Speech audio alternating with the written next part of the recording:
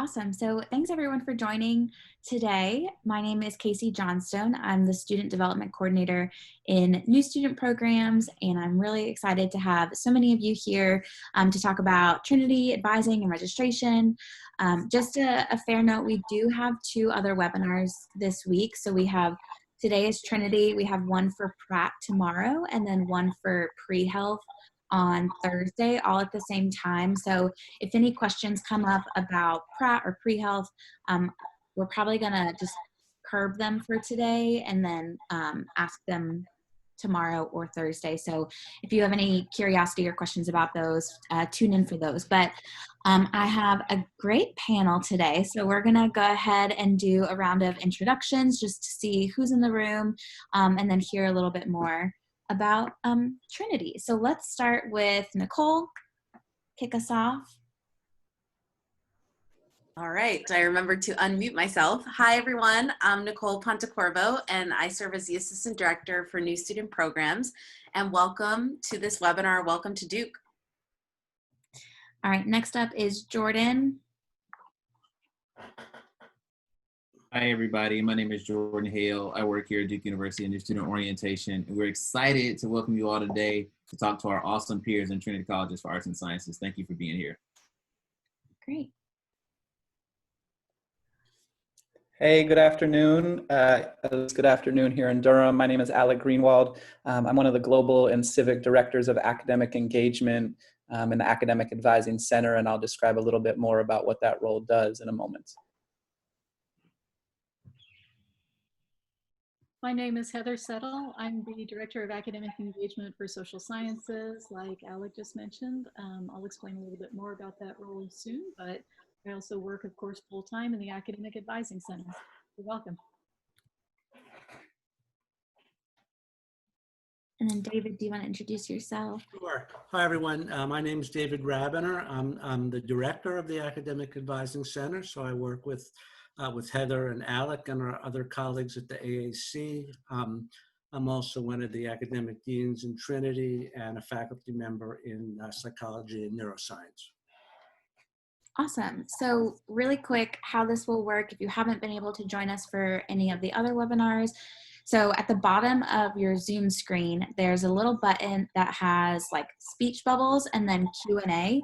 So if you have any questions that you want answered or things that you want to talk about, feel free to put it in the Q&A box, and then I'll be moderating the session today. So I'll be asking all of your questions, and then our lovely panelists will get you your answers. So if you have any questions, feel free to go ahead and start putting them in there, but I'm gonna hand off the mic to give a little bit of a background of the AAC and everything. I'm gonna share my screen. There you go. Okay, so that's us. That's the Academic Advising Center.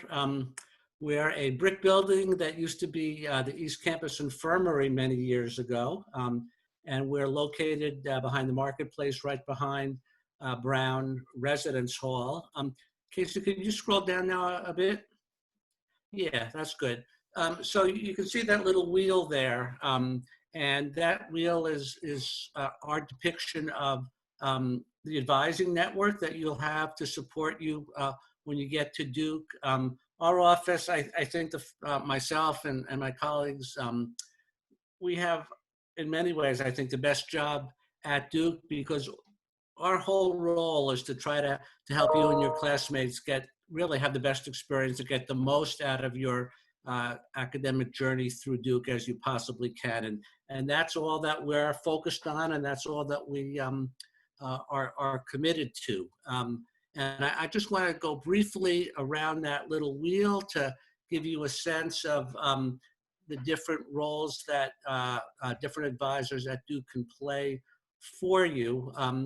The idea of a network is really important in the sense that Duke is too large and complex a place with too many things going on for any single advisor, no matter how knowledgeable and well-intentioned they may be, to be able to meet all the advising needs for any student. So up at the top, you can see people that we call your college advisor. This will be your primary point of contact with the advising system. Those are faculty and staff from across the university who volunteer to serve as college advisors because they really love working with new students and helping them make a successful transition to Duke. We will assign your advisor later this summer so that right around the time book bagging begins now, not until July 27th, you should be able to see your advisor up on Duke Hub, and you will be connecting with your advisor before you actually have to register on the 11th or 12th. So your advisor is your primary point of contact with the advising system. You'll have an academic dean, like perhaps myself. You'll have the same dean for all 4 years. Deans are folks that students can reach out to when they're struggling in some way, either academically, whether they have a health issue and require support for, whether they just want another person who's knowledgeable about Duke to bounce some ideas off of, to discuss their personal and educational goals with. I'm going to defer to Heather and Alec to talk about their role as DAEs. So we'll skip over that little wedge. Once you get here, we have a great group of peer advisors. Those are students who are trained by our office to provide advising from a student-centered perspective. They come from all different racial, ethnic groups at Duke, have a wide variety of majors, a wide variety of experiences at Duke, and they can give you a student point of view on questions that you have. We have a great staff of pre-professional advisors. Duke has a wonderful health professions advising office. Many Duke students, I'm sure some of you listening on the call are thinking about a health career. You'll have a pre-health advisor who's assigned to support you from the moment you step foot on campus. Obviously, your faculty will become important advisors for you. And then once you leave, once you declare your major, which at Duke you'll do at some point in your second year, at that point your primary advising responsibility shifts to a faculty member in your major department. So this is in some ways kind of a fraction of the advising resources that are here to support you. The main thing I want to get across is not to think of your college advisor as important a person as that hopefully will become for you. They are not your sole, or should not be your sole source of advising support at Duke. Let me turn it over to Alec and Heather now to talk about their roles as Directors of Academic Engagement. Short, we call them DAEs, and they're really an advising, a type of advising resource that's kind of unique to Duke. And if you get anything out of this webinar today, it should be that at some point during your first semester or first year at Duke, you will reach out and schedule an appointment with at least one of our DAEs. So let me turn it over to Alec to talk about the work that he and his colleagues do. Sure. Is it all right if I start, Heather? Sure. Cool. Hey, again, my name is Alec Greenwald. I represent one of 6, maybe 7 DAEs, and I represent the Global and Civic Directors of Academic Engagement. And Heather will speak to the disciplinary DAEs in a moment. But you can think of us as kind of specialty advisors. And with regard to the Global and Civic DAEs, we advise students around all of the co-curricular opportunities that are global and civic in nature.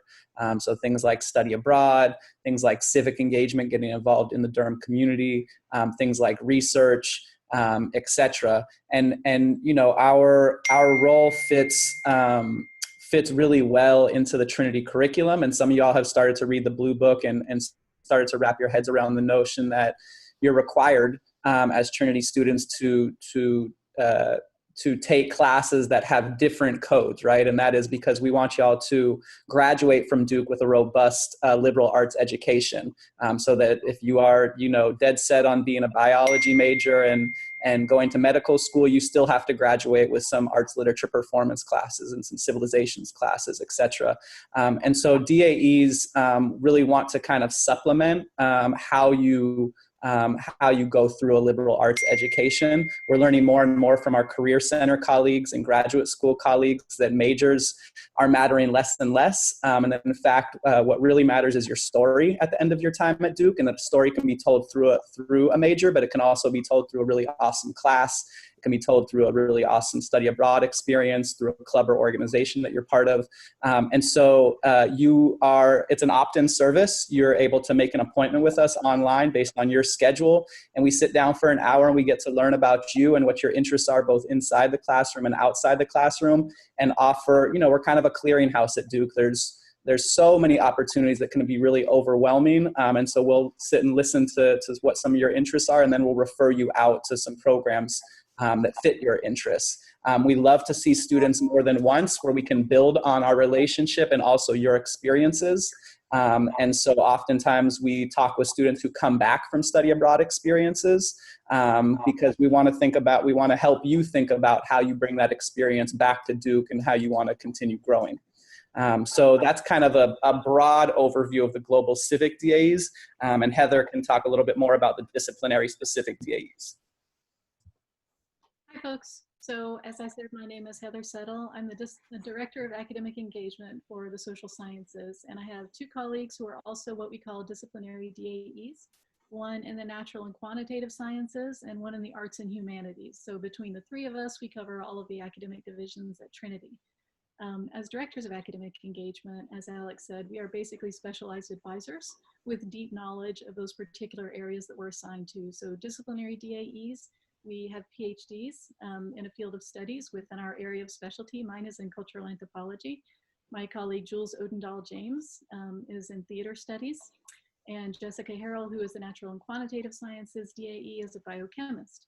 So what we do really in terms of specialized advising is help students focus on the majors and the classes that will help to advance their intellectual interests and help those to develop over time. And we also help students to think about how to get involved in research, how to begin strategizing about that, building skills, locating opportunities. So majors, classes, intellectual engagement, research. And then another thing that we talk with students a lot about is co-curricular opportunities across campus that can also help you to begin kind of developing those interests. So within the social sciences, there are a number of great opportunities, speaker series, lectures, clubs. The same thing is true within the sciences and within the arts and humanities. So what we want to do basically is provide you with the kind of perspective and knowledge of opportunities that you might want to take advantage of that can help extend your academic interest kind of beyond the classroom at a whole range of levels. So we see students all year and are happy to meet with students, particularly first year students. We love to see early so that we can kind of tune you in to some opportunities that you might want to keep on your radar. And then as your interests develop over time, we can help you kind of prioritize and pinpoint things that you want to explore further.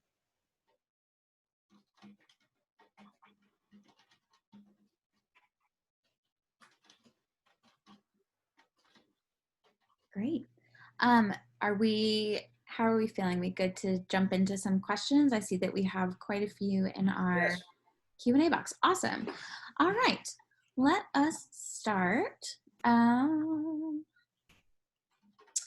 right, first question is, for students who don't know that they want to study for students who don't know what they want to study or are interested in a lot of different areas of study, what advice do you have for picking classes the first semester? Can I take a stab at that? Sure. Only because this is my favorite question to answer. And because we do have a philosophy, and our philosophy, and particularly for students that don't know what they are interested in quite yet, is kind of one of my favorite types of questions because you fit right into our philosophy. And that is that Trinity students can't declare their major until second part of their sophomore year. Right? And lots of y'all will come in with disciplinary interests and you'll stick with that disciplinary interest all the way till you graduate. Many will come in with disciplinary interests that will shift based on experiences that you have through classes. And so really the philosophy that I think our office likes to convey is that we really, really want students to explore, right? We want you to explore, if you went to a traditional American high school, like I did, you had 4 core courses and you had a couple of electives. And you'll be entering an education system where you literally have hundreds of classes to choose from. And in your first semester, it's quite literally impossible to take any class that won't help you at some point down the line, right? So if it's not a major that you, or a course that ends up contributing to a major that you declare, it will hold a Trinity requirement that you need at some point in time. Okay, so first is exploration, is explore some things that are exciting to you. We really want you to get a win in your first semester at Duke, right? And so that means that we really want you to be focused on balance. The way that I describe balance is kind of, in my mind, is 2 kind of ends of the spectrum. One is kind of quantitative and natural science courses that are going to have a lot of problem sets and tests.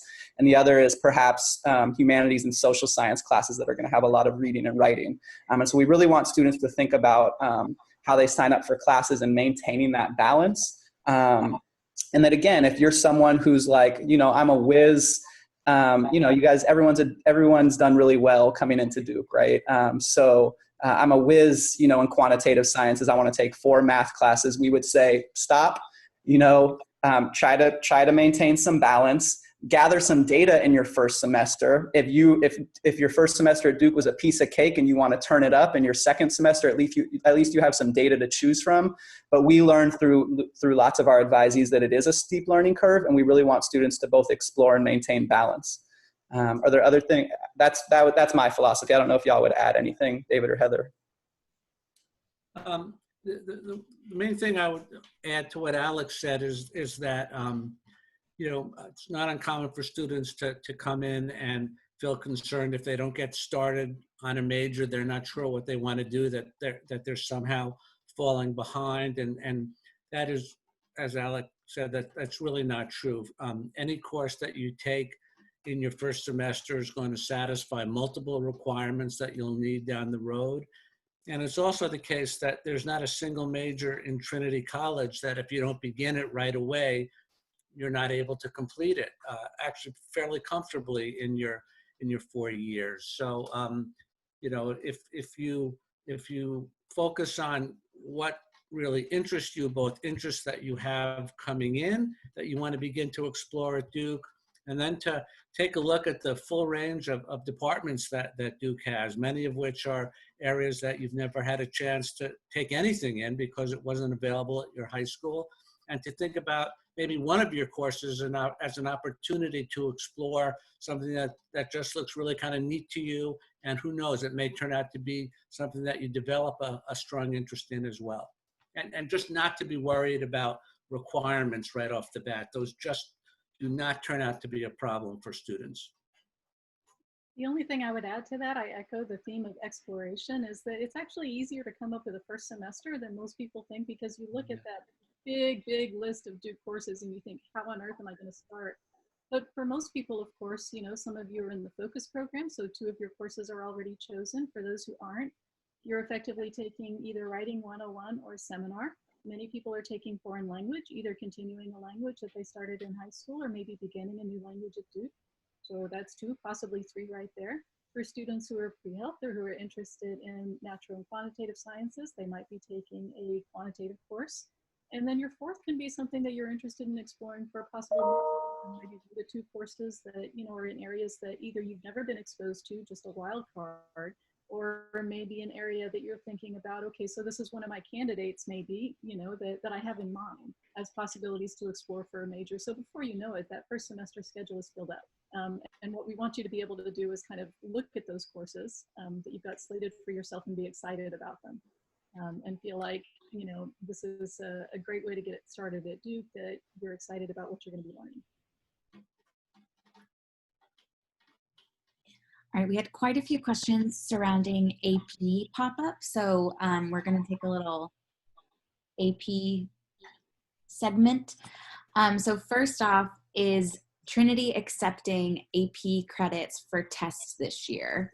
And if so, let me make sure that there's a lot of them. And if so, how do they know if they have been accepted? So Trinity is accepting AP credits this year in the same way that they have in prior years. If you go to Google and type in AP credit at Duke, and it's actually in the Blue Book as well, there's a table that shows all of the different AP classes that Duke accepts, what score you need to earn credit, and what you receive AP credit for, and then essentially where they would suggest that you begin in that department. So in the same way that Duke has taken AP credit in the past, they are doing it again. They're not changing the scores. They're not changing. They're not really changing anything about how that's done. One of the questions that students often have is they read that there are 2 AP credits that can count towards your 34 credit graduation requirement. Do you have to tell Duke which 2 to count? And the answer is no. Whether you have 2 APs or 22 APs, when you start at Duke, if you have at least 2 APs, you will just need to earn 32 credits at Duke to meet the graduation credit requirement. You don't have to tell Duke which ones to count. You should make sure that all of your scores, your AP scores, are submitted by the College Board. They need to get the official score report from the College Board in order for any of your AP credits to be posted. If when you get here or when book bagging opens, you don't see that you have any AP credits listed and you were expecting that you should, 99.9% of the time, it's because students did not have their score report sent to Duke from the College Board. There was a question about if my school did not offer AP classes, am I going to be lost in the dust? A little poetic there. Uh-huh. No, you will not be lost in the dust. What AP credits do is in a number of departments, more so in math and science and to a certain extent languages, it allows you to start at a higher level. So if you have like a 5 on the BC calculus exam, you can start at a higher level math class than if you don't have any AP credit. But absolutely, you will not be lost in the dust. And the other thing to point out is that many classes do not have AP scores as a prerequisite. So even students who have AP scores may actually be coming in. For example, psychology is one of the disciplines that's like this. If you plan to major in psychology, even if you have an AP Psych score, you're still starting with 101. And the course is designed for people who both have and haven't had AP exposure. So, it is true that in the math and sciences, sometimes having the AP score will enable you, as Dr. Rabiner said, to start at a higher level. But that's definitely not a barrier for the vast majority of the majors and courses that you could be taking. Yeah, just a really kind of nice story there. One of our peer advisors who graduated a year ago, fabulous peer advisor, started out at the lowest level math class that Duke offers. She went to a high school where they offered no AP credit. She started at the lowest math class that Duke offers. She was a math major, and she's now in a doctoral program in mathematics. So, it really not coming in with AP in no way limits what's possible for you to do in any department at Duke. Are you able to test out of classes if you did not take AP? I was actually just typing an answer to that. So I'll just answer it. The answer is yes. So some departments will have placement exams that enable you basically to leapfrog over one of the prerequisite or lower level classes. In other cases, there's not a placement exam, but there are placement guidelines that you can essentially kind of look through and say, I think I meet this description, I'm going to go ahead and enroll in the class. And then you can make any adjustments if you think you're over your head or you think it's too easy during the drop add period. So yes, a number of departments do offer placement exams, and those that don't have placement guidelines. Those exams will not get you credit towards the Duke degree, right? But they will enable you to skip ahead to a higher level, just like AP scores will do. Awesome, thank you. All right, next question is um, where/when can we find first year questions and when are they due? You should have been able to find first year questions back, I think it was on June 10th or something like that. Obviously, that's not the case. My understanding, nothing official yet, is that first year questions will be essentially released to students in early July.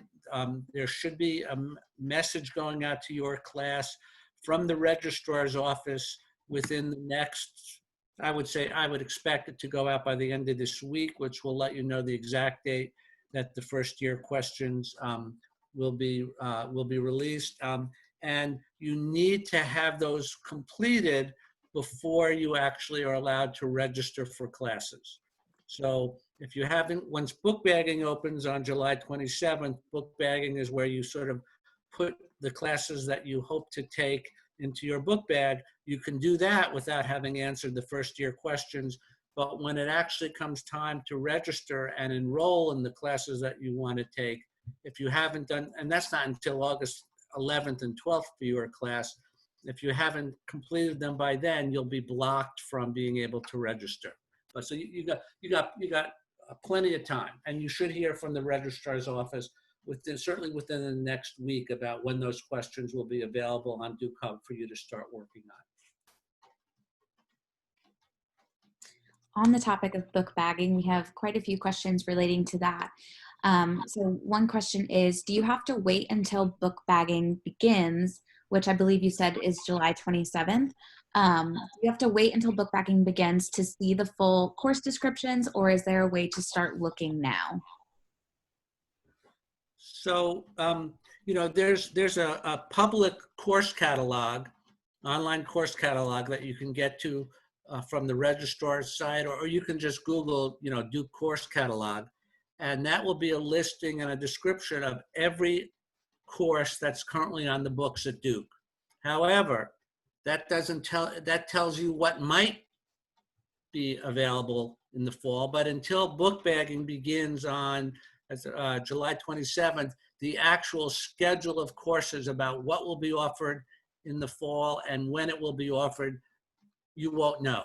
So in terms of really being able to start to look at the courses that will be available for you to take in the fall, you really won't know until book bagging opens up on the 27th. The exception to that is all of what we expect to be the first year seminar classes. There's a listing of all those classes that you can search for on the main Duke.edu site. And I believe probably for the different sections of Writing 101. But the details about exactly what's offered in each department and when it will be offered, you won't be able to see until the 27th when book bagging comes up. And that's not just true for your class, that's true for all the returning students as well.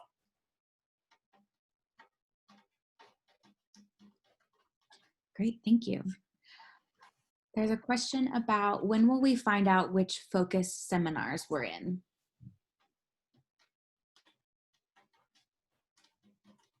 Heather, Al, do you know the answer to that? I don't know the answer to that. So the answer to most focus questions is contact the focus program. So the thing about the focus program is that, they're very hands-on. And so they tend to work with their students directly in terms of dates. If you want to change your seminars, for example, they actually hand enter your seminars, I believe, after you are accepted into the cluster. So any changes that need to take place, any dates or notifications come through the focus program. So we usually refer those directly to them. And this might kind of piggyback off of that as far as like reaching out directly to focus, but there was a question about how will focus impact my ability to possibly double major? Any insight on that? So that's a very good question because focus does take up 2 credits in your first semester schedule. So I hear from students sometimes that they're worried that, by taking those courses that may not be directly related to their future major, that may impact their ability to double major. I guess the first thing that I usually talk about when a student tells me that they're interested in double majoring is I want to hear kind of what are the fields that they're thinking about combining, and what is the goal?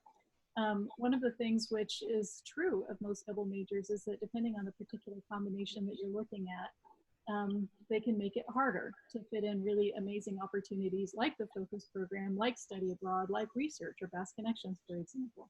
So sometimes there is a bit of a trade-off. That said, a lot of the focus courses actually do count towards majors. So particularly if you look at something like public policy or even neuroscience, a number of the focus courses count towards potential majors. So depending on which one you're in and what you're thinking about combining, it may well not be a problem at all. And we would be happy to engage in any kind of like four-year course planning just on a real sketchy basis at this point, right? Because, you know, you're just getting started. But we could show you, for example, like if you were to combine X and Y, here's what it would look like in terms of a typical semester. And here's how much flexibility you have to take advantage of not only focus, but again, kind of other amazing opportunities that come up throughout the course of your time at Duke.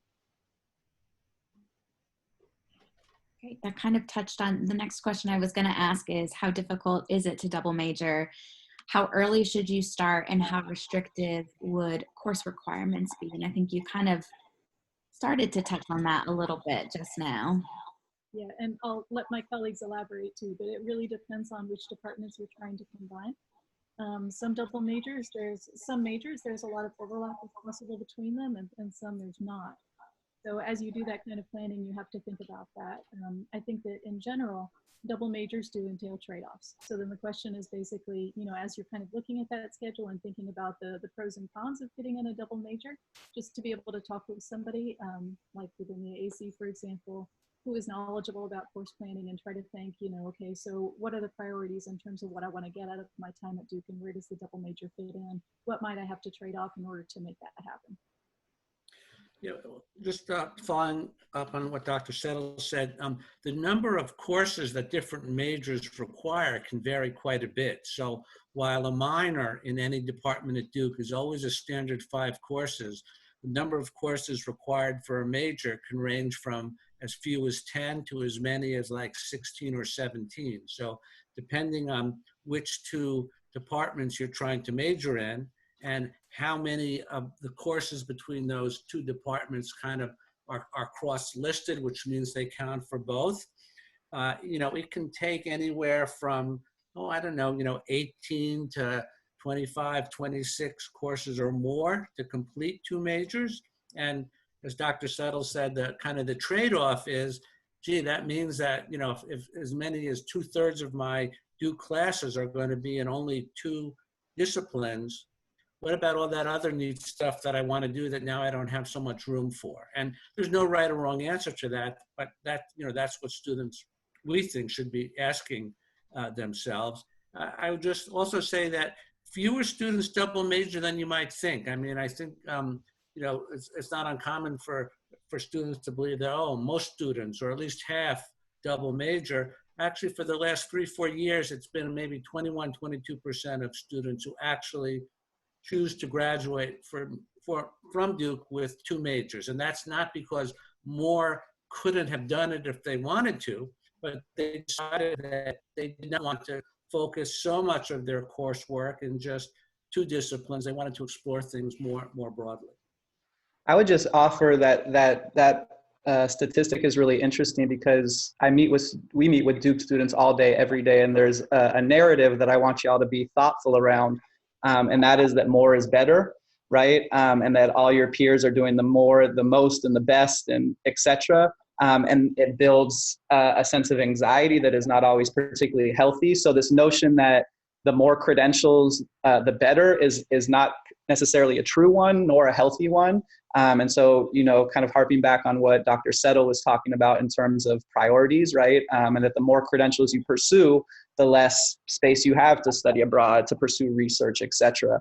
Not all the time, right? But that you just, I think want to come in with an open mind and explore some things that you think you are interested in pursuing with the notion that could be swayed some and just really taking care of yourself, most importantly.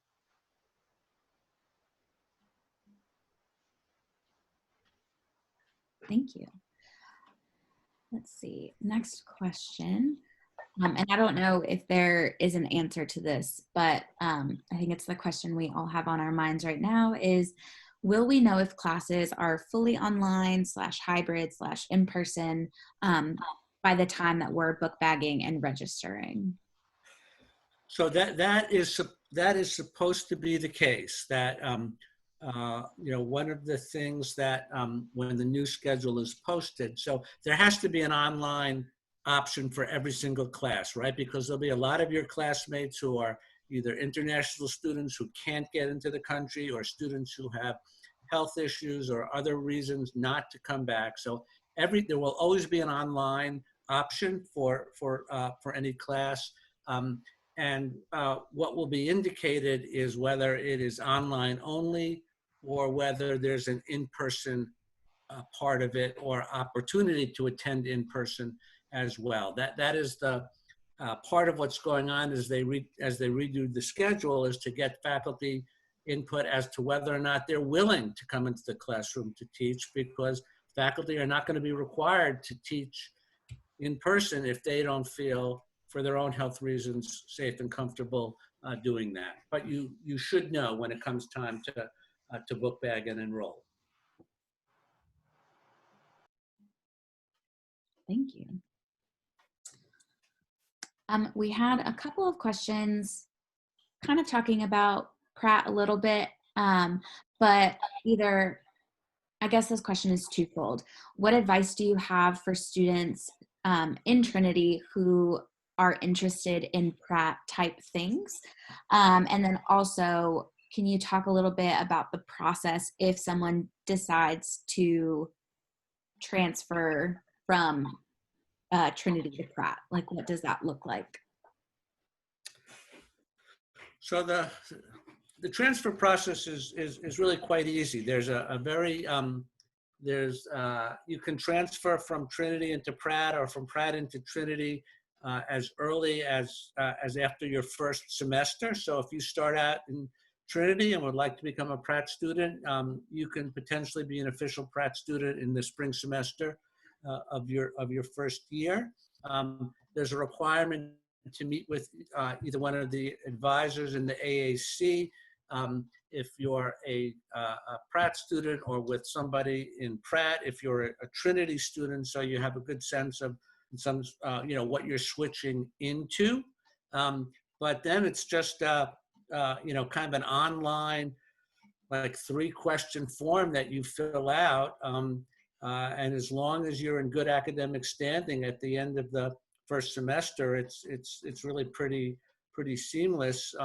The Pratt requirements are much more well defined in a sense in terms of the number of classes and the types of classes that students have to take and when they really should take them. So if you're a Trinity student thinking seriously about switching into Pratt, you really should go to the Pratt website and look at what the recommended schedule is for Pratt students in their first semester, and really take as many of those classes, or at least some of those classes, like in math and chemistry. So if you do wind up switching into Pratt, you're not kind of starting a full semester behind where your Pratt classmates may be.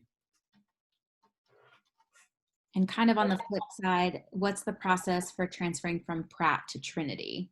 Yes, it's the same. It's basically the same thing. You would come meet with either myself or our colleague Jen Hoff in the AAC to learn about the Trinity requirements, and then you would just fill out that online form at the end of the semester, requesting the transfer, and it's essentially automatic. And if you are confident that you want to come into Trinity from Pratt, then there are students who are admitted to Pratt. They know they want to be a Trinity student, and they would just take a Trinity schedule in their first semester, right? Not register for the Pratt courses. Now, if you're on the fence and you're not sure, it makes really good sense to take the Pratt courses, because it's harder to catch up that way than it is to catch up in the Trinity direction. So I noticed that there are a number of questions about planning for study abroad, and I wanted to ask if Alec Greenwald, if you want to weigh in on that, since Global Civic DAEs do a lot of work with students and thinking about study abroad. Yeah, absolutely. Of course, there's lots I can't comment to with regards to travel restrictions in this moment. So I'm mostly speaking to historically how study abroad works. And I'll give a brief overview. And that is that most Dukes, you are eligible to study abroad as early as your first summer after your first year. We have summer study abroad programs and we have semester study abroad programs. Most Duke students who study abroad for a semester study abroad fall of their junior year. And there's some reasons behind that, but that is just what most students do. It's not by any means what you have to do or when you have to study abroad. We have a plethora of Duke in study abroad programs, which effectively means Duke faculty, it means Duke tuition, and it means Duke grades. And they're relative, we have a pretty robust amount of programs where you can study in Duke in programs, but they're also kind of limiting. And so we also have another list that's called our Duke approved list, which is kind of 3 different categories of types of program. It's either other US institutions abroad, or directly enrolling in international institutions, or signing up with kind of what we call third-party providers, which is like private study abroad companies. And those programs offer far more breadth and diversity of where you can study around the world. The major difference between those and Duke in programs is that you probably will not have Duke faculty. The tuition will vary and is oftentimes less expensive than a Duke semester. And the grades will transfer onto your Duke transcript as pass-fail. So they don't affect your Duke GPA. It still counts for credits towards graduation, credits towards your major, credits for Trinity requirements. So it's really negligible at the end of the day. I mostly advise students to make decisions about study abroad based on where they want to go and where they can find classes. But largely, I would encourage folks to come make an appointment with me or one of my colleagues, and we can have like a more specific conversation around where you're interested in studying abroad based on what kind of adventure you want to have, what kind of classes you want to take, and such. Yeah, and I would just add that there's not sometimes students think, well, if I major in this, it's going to be super hard to study abroad. There's no major, right, that where you study abroad becomes like an unfeasible option. Well, not unfeasible. There's some that offer more limited classes. The one other thing that I will mention is many students think, I don't have money to study abroad, or does my financial aid package allow me to study abroad? And the answer is overwhelmingly that our financial aid office really does kind of goes head over heels to support our students to study abroad. That looks a little bit different for summer study abroad, but for semester study abroad, folks are working really hard to ensure that our students can study abroad, which is not the case at many institutions. So we're really quite fortunate to be able to have folks that work with us to do that. I'm also noticing a number of questions about IDMs. I think it's interesting that you guys are really thinking about that. That's an unusual option, although it's becoming more common. So IDM, for those who don't know, stands for interdepartmental major. And that's basically, that differs from a double major in the sense that a double major, as Dr. Ravener said, is probably going to be about 10 courses, right? And you would basically complete all of the courses for each major for a double major. For an interdepartmental major, you're basically proposing 14 courses instead of 20, for example. 7 drawn from each discipline that you're proposing to put into the interdepartmental major. So you've got basically 2 disciplines that you're drawing from, 2 departments, 7 from each. And you can do that with very obviously linked subject areas, or it can be a little bit less obvious. So for example, computer science and statistics is actually something that's common enough that computer science and stats have worked together to create a data science major that combines those. I would say that another one which is fairly common might be, for example, psychology and economics for students who are more interested in behavioral economics. Or sometimes I see something like public policy and English for people who are interested in really thinking about like how you communicate with people in a policy context. So an IDM, essentially, what you need to do is basically talk with the director of undergraduate studies for each of the departments that you're interested in.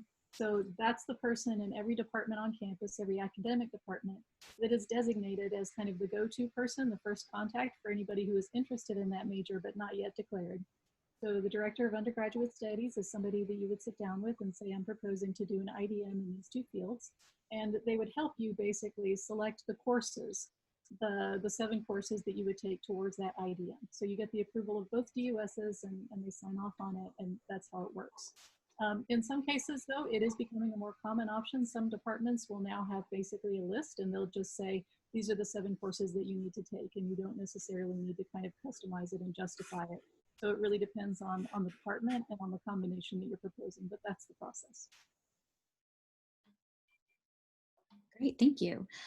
We have a question about, is there an exact date or an estimation of when students will be getting their advisors? And will that be before book bagging and registration?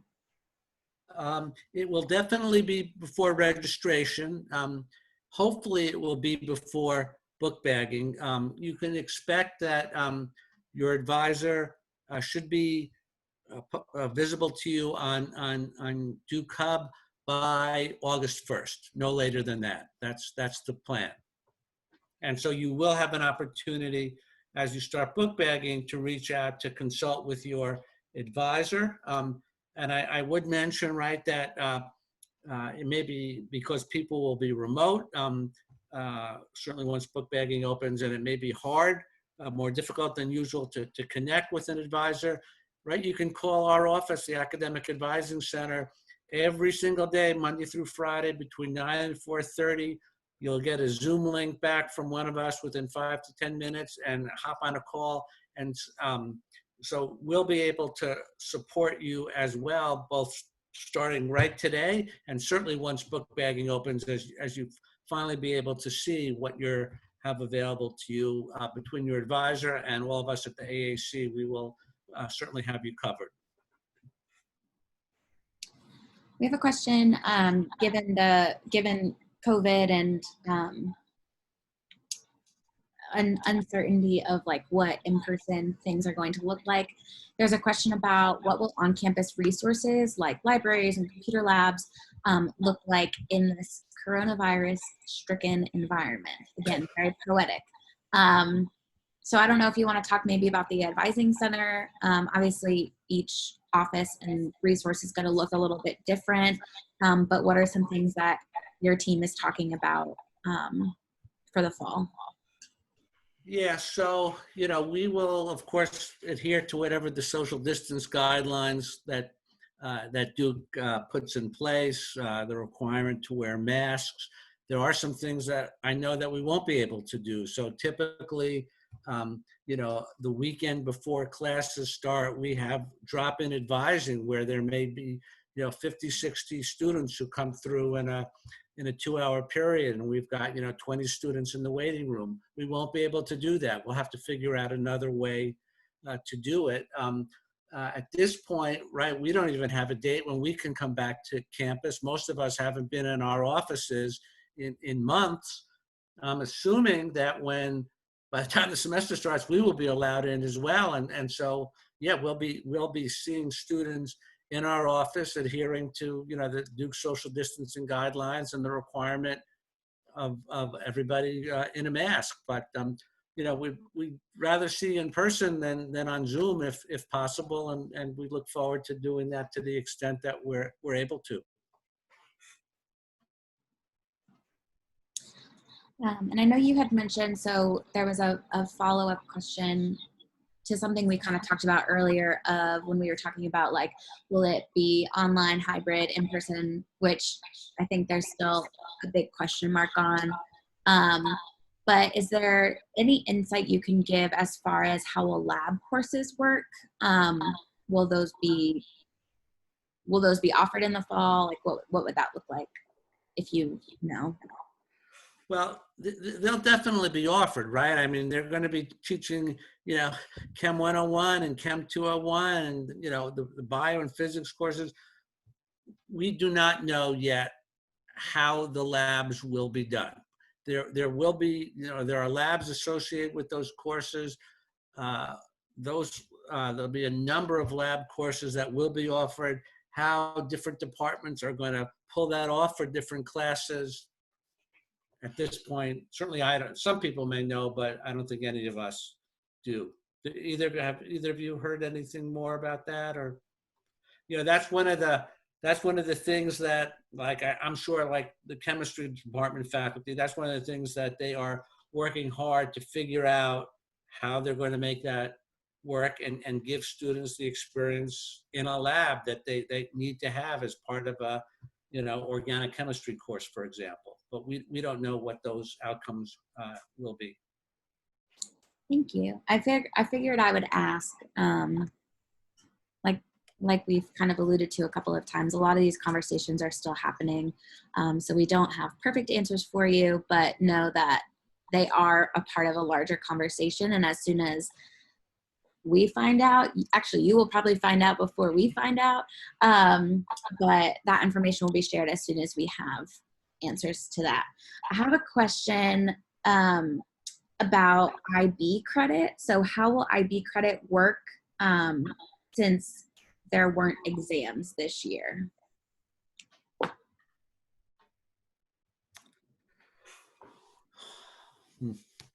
Well, yeah, I wish I could answer that. Typically, IB credit is given for all the same courses that AP credit is given for. So, I mean, there's an IB course and students meet the required score. With no IB exams, I don't know how Duke is going to deal with that. It's hard to see how they would give the credit without the score, but I haven't heard yet what, if any, provisions are being made for that. So I actually had a similar question from a student last week, and I think we are kind of waiting to hear from some of the departments about what they intend to do in terms of taking IB. And I guess the only thing that I could say at this point is that I mentioned earlier that directors of undergraduate studies are a great resource for students who are thinking about majors. They're also the people who determine placement at the end of the day. Mm-hmm. We give as much advice as we can, but if you have a question that is specific, for example, to I really need to figure out this chemistry placement, but I didn't have my IB exam this year or whatever, the directors of undergraduate studies are the ones who make the final determination. So in some cases, this year we may have to defer to them.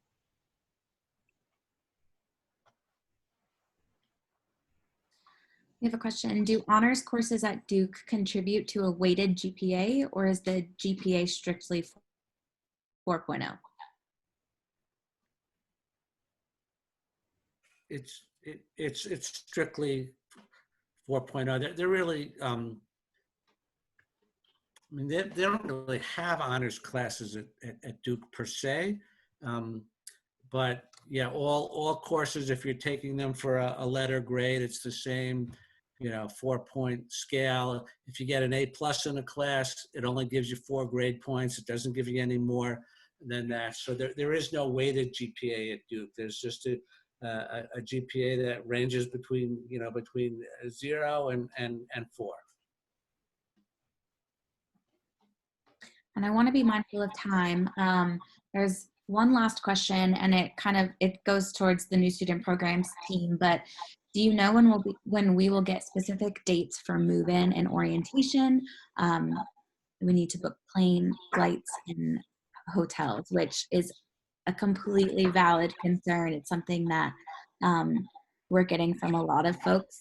We're still waiting. So, and Jordan can speak to this more, but we're waiting on move-in dates to be announced before we solidify orientation dates, because obviously we don't want to program over when folks are moving onto campus, and they're still kind of figuring out the details of that. Jordan, do you have anything that you would want to add or elaborate on? No, just that, we understand the need to get this question answered, and we have a team here at Duke who is thinking through things not only from a way to get it done quickly perspective, but from a public health perspective. And as soon as we get the information, we're going to be sure to share it with everyone. We are also anxiously awaiting as well. I do think that students will move in over a period of days. So I think for anyone who's been here before, our traditional move-in day will look a little different, as with a lot of things that are happening for the fall. But we should hopefully know something. As soon as we do, we will certainly share it with all of you, and we can kind of get started on that planning process. We've gotten questions from students now for probably the last month and a half about this, and we've shared that with university leadership that, you know, we really need answers to this so people can not only book travel, but decide days off from work. And this is a, you know, exciting time for parents and families and guests and others. So as soon as we get an answer, we'll be sure to let you know. And the best way to get that information is to make sure that you're checking your Duke email. So all official communication from the university will be sent to your Duke email. So be sure to check on that. And then also we've started sending out a weekly digest email. So as soon as those dates come up, or like for move-in or for orientation, I'm sure it will be included in your weekly digest, but which also is sent to your Duke email. So be sure to keep an eye out for that. That's the best way to stay up to date with information. But yeah, as Jordan said, as soon as we know, we'll share with you all. I do realize that it is 5 o'clock, 5:01. And I don't think we have any other questions. So I just wanted to say thank you for spending your time with us, whether you are joining us live or watching it later. We really appreciate you coming. Hopefully this was helpful to you. If you have any additional questions, I don't know, David, Heather, Alec, do you want to drop your contact information maybe in the chat to everyone? Let me say, students who have questions, they can email their questions to advising@duke.edu. They'll get an answer within 24 hours unless it comes in over the weekend. And again, any day between 9 and 4:30 Eastern, Duke time, Eastern Standard Time, you can call 919-684-6217. That's our main number at the AAC. Somebody will pick up, ask for your name and email it, your Duke email address, and then within 5 to 10 minutes, one of our colleagues will send you a Zoom link to hop right on a call to speak with you for 30, 45 minutes and address whatever kinds of questions you've got. Awesome. If you've joined us for other webinars, I will say it again. You have a huge team who is excited and eager for you to start. And we are here to help calm nerves, answer any questions you have, but we can't help if we don't know what you need. So please reach out with any questions or concerns that you have. We are here to help. We truly, truly want to help. So please reach out for real. For the few people who are asking questions about Pratt, or like the transition between Trinity and Pratt or vice versa, I would encourage you to maybe tune into our Pratt webinar tomorrow at 4 o'clock. We'll have some of the E-team, which are current Duke students in engineering. We'll have some E-team members. We'll also have folks from Pratt. And then if anyone was having questions about like pre-health or what that process looks like, or what does that advising look like in addition to your other advisors, we'll have a pre-health webinar on Thursday at 4 o'clock Eastern to chat about that. So if you have any questions, or even if you're just curious, feel free to drop in during either of those times, and then they'll all be recorded and posted onto the New Student Programs YouTube channel, and also the Class of 2024 Facebook page after. So if you're not able to join us, but thank you. Yeah, we appreciate you. Happy Tuesday, and hope you have a good rest of your day. Bye, everyone. Bye, thank you. Bye.